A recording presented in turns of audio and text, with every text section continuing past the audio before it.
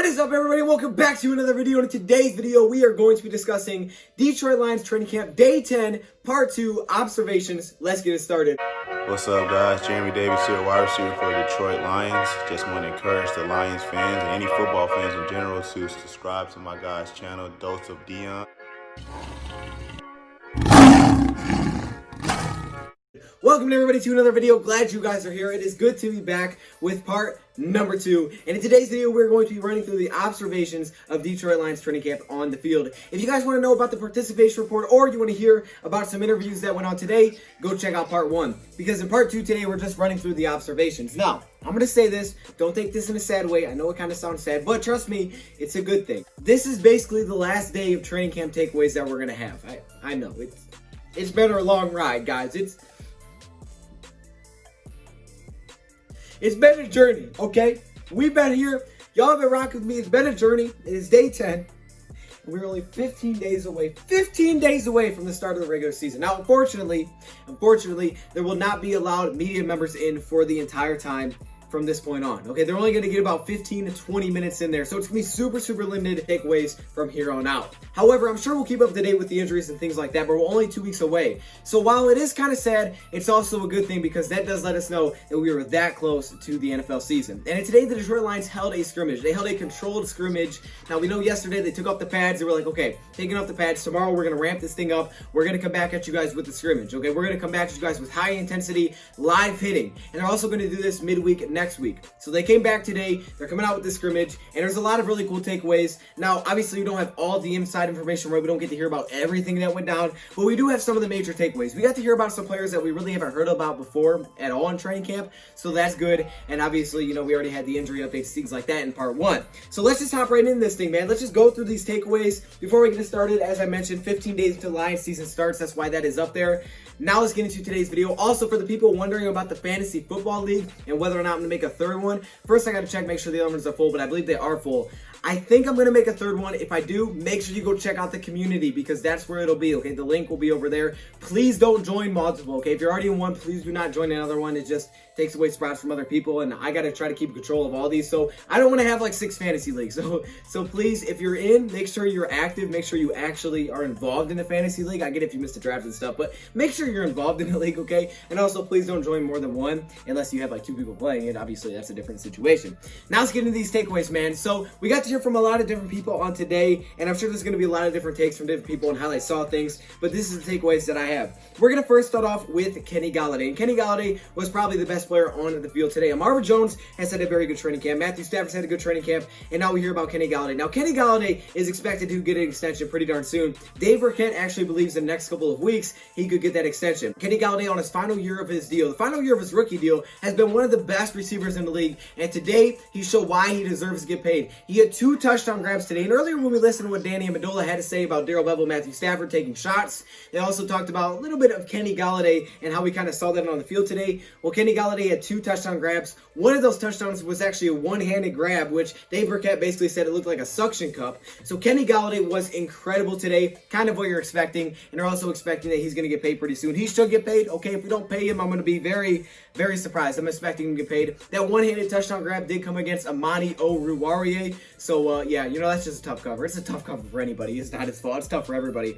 Also, I just want to throw this out there. This is some news that I got recently. The Chicago Bears said they will not publicly name their starting quarterback for week 1 until week 1 comes. So we're not going to get any kind of advantage on who's going to be the quarterback, right? We know there's a little bit of a battle going on there between Nick Foles, Mitchell Trubisky. I believe they also have Josh McCown, so who knows if he's going to start. But they have a little bit of a battle there, so we'll see who takes over that role. I just thought I would throw that in. That's part of Lions news because we play them week 1. They just won't let us know early. So we'll kind of just have to wait and see. We're going to have to kind of adjust on the fly, but I think we can beat both of them. I think either way, no matter who's starting quarterback, we can beat both of those guys.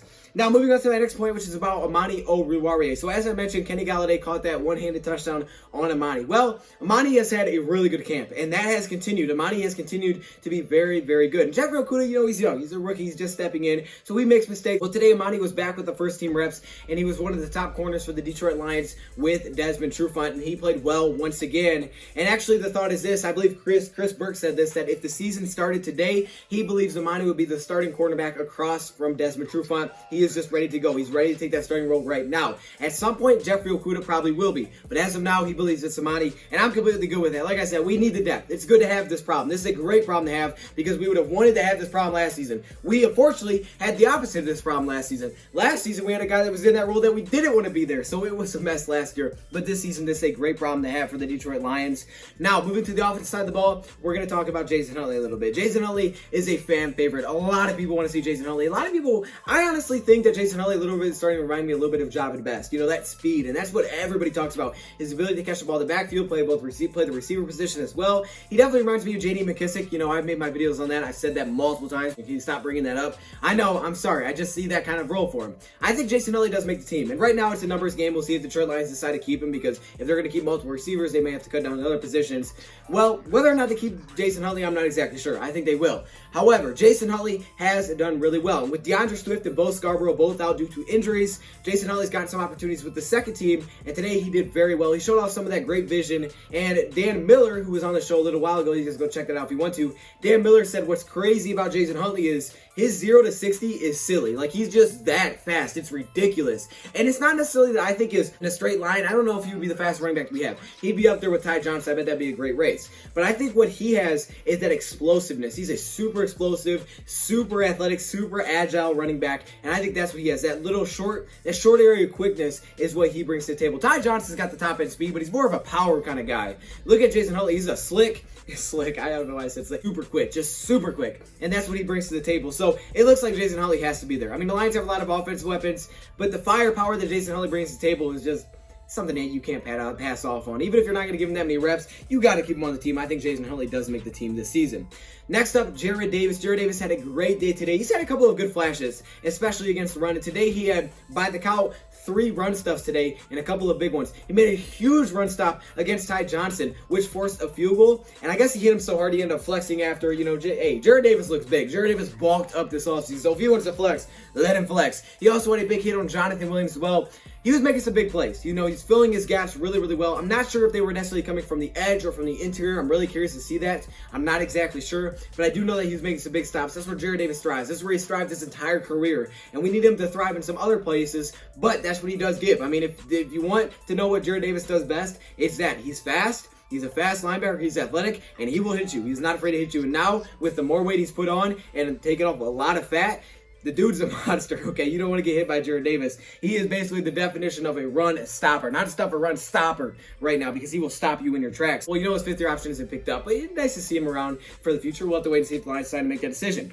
Next up, Tony McRae. Now, Tony McRae has been really good throughout training camp. Unfortunately, today he went down with an injury, but today wasn't his best day. He gave up a big pass to Marvin Hall, which was an easy touchdown for the second group. Now, Marvin Hall has been great. Marvin Hall, deep ball Hall, man.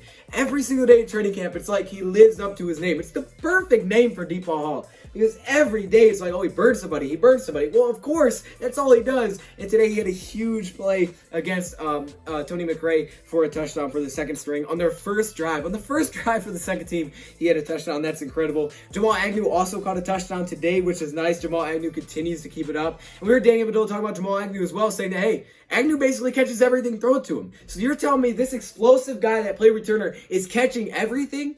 How is he not going to make the team? Jamal Agnew is going to make the team, okay? You heard it here first. Spoiler alert, Jamal Agnew is going to make the team unless something crazy happens. Kerryon Johnson also had a great day, and he may have had the play of the day. Kerryon Johnson made a diving grab, which put the Detroit Lions at the 4-yard line from Matthew Stafford. Look, Kerryon Johnson is really forgot about when you bring in DeAndre Swift, Jason Huntley, Ty Johnson. You got all these guys, and it's like, Kerryon, he's not that good, okay? And all these injuries kind of make you forget how talented he is. I'm telling you, go watch his games. The guy's talented, very talented running back. And his ability to catch the ball in the backfield, if he continues to improve that, he's going to be very dominant, because that's the part that, he was kind of missing a little bit. He wasn't very secure with his pass catching, and I think a lot of times off the catch, he wasn't super explosive. He continues to improve that and become a threat down the field in the passing game, and a diving grab from Matthew Stafford. Oh boy, NFC North. You got your hands full with him and Swift. I'm just saying that duo is going to be ridiculous. Jeffrey Okudah was the fourth cornerback today. He was with the first team, but he was the fourth cornerback behind Amani, Trufant, and Coleman. I kind of expected that, right? And that's okay. We need four cornerbacks, but he was the fourth cornerback today. He struggled in some run assignments, not bad in coverage, just the run assignments. And I think a lot of it is just picking up the defense. And I think that's what happens. Herm Abbott talk about it. It's not necessarily that he's not talented. He's just taking time to pick up the defense, and it happens. It takes time, especially in a weird offseason. He doesn't get the luxury of being here, months out. He's got to do it all now, so he's trying to pick everything up as fast as possible. So it's definitely a big advantage for some returning players, but I think he'll be good to go. Don't be concerned about Jeffrey Okudah. He's going to be a monster, I'm telling you right now. CJ Moore also played a pretty nice role today. He lined up in some man-to-man situations, some one-on-ones against guys like Chris Lacy. He had a pass breakup, forced an incompletion on Quintus Cephas. And CJ Moore's the guy we talked about yesterday, so this fits perfectly. CJ Moore's the guy lines are trying to move around the defense, find some spots for him, because we know what he gives you in special teams. We know he can play depth at safety. I think he makes a team. If the Lions can find more roles for him defensively, he's going to be very impactful. Jesse James, a guy we haven't heard a lot about this offseason, unfortunately, when we do hear about him, it's because he drops a touchdown. That's not what you want to hear, but that's all I got. I don't know how he's been doing. I'm sure he's been doing fine, right? We haven't heard anything too bad, but he dropped the touchdown today, so, that's kind of unfortunate. Nick Bawden has been out, so Jason Cabota has been stepping into that fullback role, which he switched from linebacker, and today he had a nice grab out of the flats, and we listened to him yesterday saying that, hey, it's nice to get on offense. Kind of brings back when he used to play running back, and the route running is the one thing that, he hasn't really done before. Well, today he had a nice grab out in the flats. He may have broken a tackle if Matt Patricia didn't stop the play. Just waiting for him to figure out that touchdown celebration, but man, he could take over that fullback role, I'm telling you guys. Nick Bawden is strictly on that bubble. He is right on the bubble right now. And finally, when it comes to the punter and kicker positions, it looked like maybe Jack Fox had a little bit of an advantage today, but this is what Dave Burke had to say. Dave Burke said that he believes Steven Wartell is actually the favorite as of now for the long snapper position. Whoa, hold up. Can you imagine? I couldn't imagine that. I couldn't imagine someone else being our long snapper. I'm just saying. It would just be absolutely crazy. I'm not saying it will. I'm just saying that's what he said. He thinks he has the advantage as of now, but obviously there's a lot of times to go. So those are my takeaways, man. Those are your observations from on the field. Unfortunately, this is basically it. We'll get some little updates. We'll keep up to date on injuries and things like that. Hopefully everybody can get healthy. Man, the season's close. And we're going to be doing a lot of cool things, right? We got the fantasy drafts that we're going to have throughout the week. So there's no rush to get those things done because we got some time. We got to, kind of fill those out throughout the week so you guys got some content on that. We're also going to do some predictions. We'll continue the game-by-game things. We'll figure it out. We'll do some predictions for the whole NFL. We'll do some fun stuff, guys. This is the good time. NFL's about to start. I'm excited. College football tonight. If you guys want to watch, I think Arkansas State or something's playing. I don't know why I threw that in. I just did. All right, everybody. Well, what do you know? The video's not over yet. I'm still here. Yeah, so you're probably thinking, okay, why are you still here? I thought the video was over. I thought the video was over too. Well, I was getting ready to upload it, and all of a sudden I got a message on Twitter, and this message came from Chris Burke. You may know Chris Burke. He is a media guy for the Detroit Lions who puts out, a lot of information about training camp and things like that. So I usually follow him on Twitter, try to get updates from him. Well, he sent me this membership for basically a 30-day membership to The Athletic. So for free, I get to see, for 30 days. And I guess he was doing a giveaway a little bit ago. I tried to get in that. I lost, I guess, because I wasn't one of the two that won. But he sent me this on a message, and I was like, oh, snap. I mean, Chris, you didn't have to do all that. I said, thank you. He's like, oh, yeah, for sure. Hope you enjoy it. So awesome. Shout out to Chris Burke, man. He sent me a little membership. We're going to get some inside information. Now, I do want to say this. I'm not going to say everything that I, get to read off this thing. I don't want to take away from what he's doing, okay? I don't want to do that. But it is some extra information. So shout out to Chris Burke, man. He deserves it. Now let's get into some extra takeaways. A lot of this has to do with things we already talked about, just maybe a little bit more detail. So going back to Jeffrey Okudah, right? We talked about, he's young, kind of struggling in run assignments. He also was burnt on a play that would have given up a 70-yard touchdown basically to Chris Lacy if Matthew Stafford would have threw the ball over there. So Jeffrey Okudah, he's been struggling a little bit. He has some room to grow. Definitely has some things that he needs to work on and to improve to be a starter. So it's not a bad thing if Amani has to be the starter week one. And that's why the Lions did this, Shout out to Matt Patricia for having the plan that, you have Amani, you have Desmond Trufant, these guys that can start if Jeffrey Okudah is not week one. Because if we didn't go sign Trufant, we just got rid of Slay, we'd be in a situation where, well, you know what, we kind of have to start Jeffrey Okudah no matter what because we don't have another option there. So shout out to Matt Patricia for making that move. Oruwariye actually gave up a touchdown. So that touchdown that we talked about that Jamal Agnew caught today, Amani was in coverage. Amani also gave up a touchdown to Kenny Golladay. Now, we talked about this being a controlled scrimmage. Basically, that control means that Matt Patricia and those guys would step in, and they kind of set up different situations and different scenarios that the offense and defense would have to go against each other. So after the touchdown Matthew Stafford threw to Kenny Golladay in the end zone, the Lions went for two, and Ty Johnson was able to get in for that two-point conversion behind Jonah Jackson and Big V. And I guess it's been a place they have been continuously attacking as an offense is behind the right guard and the right tackle position. position, and they've had tons of success on the ground. Now, the Lions' rush defense is not bad. They were 8th in yards per attempt allowed last season. They're not bad, but the Detroit Lions continue to attack that right side. However, the Lions still need to improve a little bit in pass protection. They struggled a little bit there, especially Jonah Jackson and Big V. They didn't play their best today, and that's the place where the Lions need some help. Now, Jason Huntley, who we talked about, we had a really good day today. That explosiveness is really showing off. One place where he has not really shown that he can be trusted is in pass protection. He has been getting blown up, and today he got blew up once again by Jalen Reeves-Maybin. We saw this really early in training camp, and I was like, yeah, he just doesn't look big enough out there. I mean, he's willing, he's just not that big. Well, Jason Huntley has struggled in pass protection, so that's definitely a concern. You know, if you're going to put him out there, then you know, hey, you can't necessarily use him in pass protection, so he's going to have to go out for routes, things like that, because he hasn't been super reliable. So that's definitely something worth note, and I don't think they're going to try to put weight on him or anything, because, you know, they want him for his speed and his athleticism, but just keep that in mind that that's something that he has struggled with. Also, the Aaron Sipos and Jack Fox, that kind of competition that's going on right now. I guess Jack Fox hit about a 65 to 70 yard punt.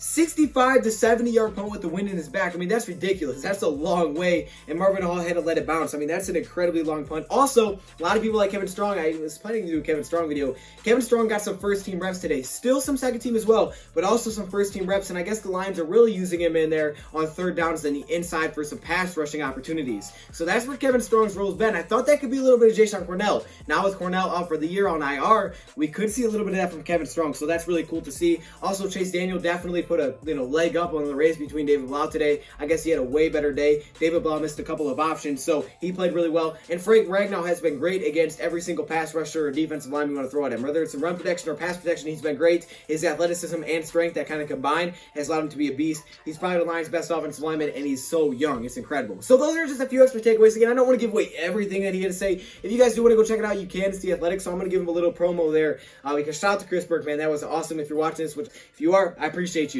Thank you, for watching, and I'm out.